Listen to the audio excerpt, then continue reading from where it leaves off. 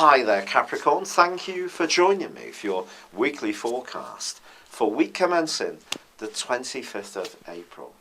Last week's connection between Uranus and Venus certainly gave you the opportunity to be really quite original in your approach in terms of how you live or how you decorate or how you furnish your abode. A little bit of need for space or a more imaginative approach to your talents, or perhaps even thinking about working from home may all have been things that you were able to embrace well. And there could be some of that in the early parts of this week because the Sun and Mercury are still encouraging you to demonstrate just how individualistic and how fresh you can be in your approach. So if you do want to do things differently, certainly have the confidence to do so. But this is a week with lots of contrast. There continues to be a really difficult angle between Mars and Neptune. It's possible that there could be some comments or some strands of information circulating around you which are not necessarily going to be good for you in terms of making you feel reassured and self-confident.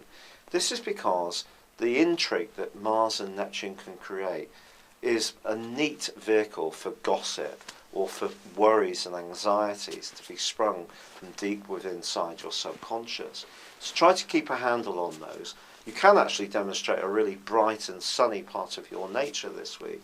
And there's also a gorgeous link between the Sun and Neptune. So Neptune in a very positive way in the second half of this week. So if you do enjoy the arts or performance or music, your appreciation of these areas is going to be astonishingly high. However, there is a big event which occurs on Thursday, and that is the retrograde of Mercury. Now, Mercury's been making its way through your sister Earth sign of Taurus for some time, which is fundamentally very, very good for you. And he's going to be in this location through to the 23rd of May, so it's an extended journey, but that extension comes by virtue of this retrograde. So over the next 3 weeks, anything around the more expressive side of life, or around your love life, or around creative strands, could be subject to stops and starts, changes of plans. There could be disappointments, cancellations. Someone could prove unreliable. You may change your mind about what you want to do about certain things, and therefore things can be fluid. All we can do is be as conscious as possible about what we're doing inside of our lives and being very precise in what we do to try to reduce the errors and mishaps that Mercury's retrograde can cause. We can't control what happens outside of us. So brace yourself for some of that, but it's going to be the same for everyone. It's just for you. It's where you're trying to be more outgoing, I feel, where you're going to be socializing or even romancing. These are the areas where things can stop and start. However, as this week draws to a close, one of the most wonderful things that can happen in a whole year happens to you. And that is the arrival of Venus in your 5th solar house. So she pitches up alongside Mercury and the Sun in the sign of Taurus too. Now this is going to really give you a quite considerable boost.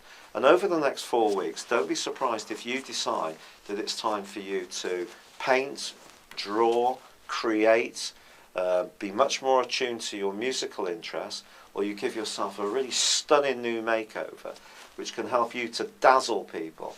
You can be coming across as being very alluring over the next 4 weeks, and it's about having the confidence to believe that that is so. However, the quarter moon, which occurs on the same day, on Saturday, also can see you tempted to splurge on anything which is remotely calorifically tempting or gooey or even sensual. If you love retail therapy at the best of times, you may find that your willpower and self-control drop to a new low as this week draws to a close, and into next week too. You may find anything that's rather tempting is going to be something you will find hard to resist.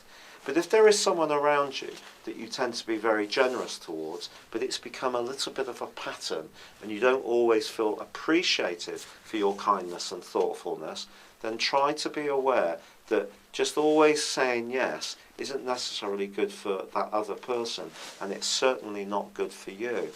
For the other person, it's not breeding an independence or an ability to provide for themselves. You're spoiling them, if you are, in a way which is actually being something that over time can make you feel a little bit unhappy about. So set some firm boundaries in terms of your generosity and also in terms of your spending. But also, if there is someone that you really are attracted to, take your time in cultivating the relationship in the right way, rather than trying to impress them with grand gestures, which actually could prove to be counterproductive.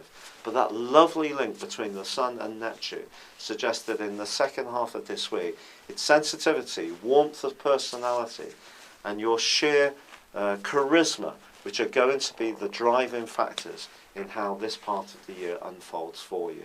It's been a real pleasure being with you. Thank you for joining me. Good luck and goodbye for now.